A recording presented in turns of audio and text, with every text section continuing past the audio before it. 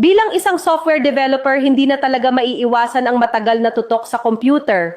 Minsan, umaabot ako ng 10 hanggang 12 oras coding, lalo na kapag may deadline. Napansin ko na parang laging pagod ang mata ko, mahapdi, malabo at minsan parang may fog ang paningin ko. Ang mas nakaka-stress tuwing gabi, sobrang dry ng mata ko at nahihirapan akong mag-focus kahit simpleng pagbabasa sa phone bago matulog.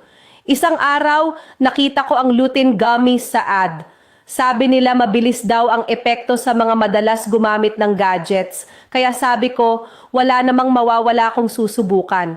Hindi ko ine-expect na after isang linggo, mararamdaman ko agad ang difference.